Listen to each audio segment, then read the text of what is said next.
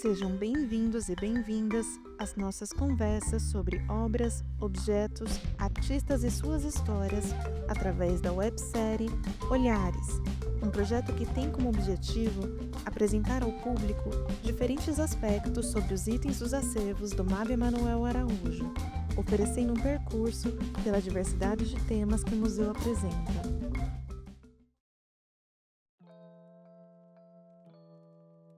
O que é uma escultura?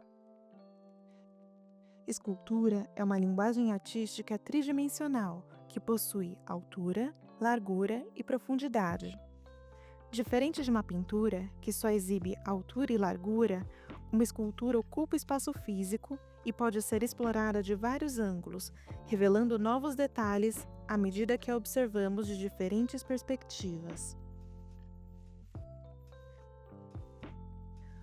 Hoje, vamos conhecer um pouco sobre Mestre Valentim da Fonseca, ou apenas Mestre Valentim. Nascido em Cerro do Frio, atual cidade de Minas Gerais, ele era filho de Amatilde da Fonseca, uma mulher negra escravizada, e de Manuel da Fonseca e Silva, um fidalgo português contratador de diamantes. Embora tenha nascido em Minas, Valentim passou grande parte de sua vida no Rio de Janeiro, onde se destacou em várias áreas, da escultura, arquitetura e urbanismo. Valentim colaborou e esteve à frente de importantes projetos de reurbanização no Rio de Janeiro durante o século XVIII. É reconhecido como o primeiro a produzir esculturas fundidas em bronze no Brasil, um processo inovador para o período, que envolve a produção da peça em argila, a criação de moldes, o vertimento de metal líquido e permite acabamentos refinados, garantindo a durabilidade e o impacto visual das esculturas.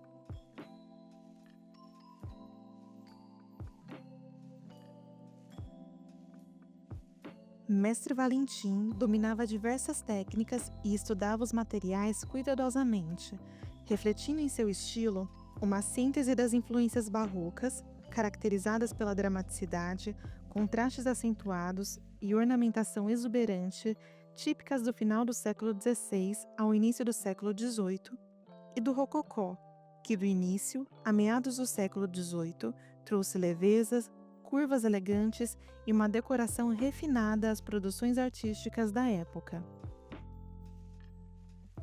Algumas dessas características podem ser observadas em uma das esculturas em madeira de Valentim, que atualmente integra o acervo do Museu Afro-Brasil Emanuel Araújo. Embora seja apenas um busto, com uma base que possivelmente se encaixava em outra estrutura, a peça foi identificada como um fragmento, sem os membros superiores. Muitas de suas esculturas de madeira eram feitas para igrejas, compondo estruturas maiores, como altares, e conversavam com outros elementos, provavelmente arquitetônicos. Nessa escultura, também podemos notar vestígios de policromia, a pintura que originalmente revestia a peça, que ainda são visíveis, mesmo que desbotadas. A cor, agora em partes descamada, completava a expressividade da obra. A habilidade de Valentim em anatomia é visível nesta peça.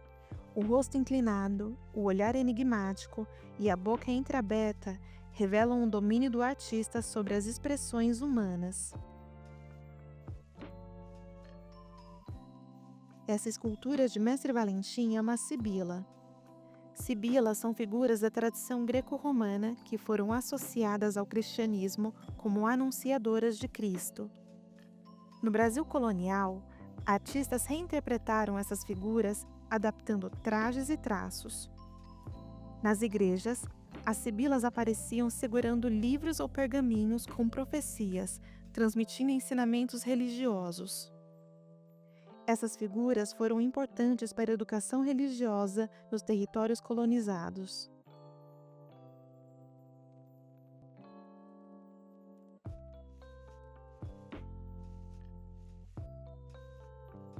As obras de Mestre Valentim são um exemplo marcante do nosso patrimônio cultural.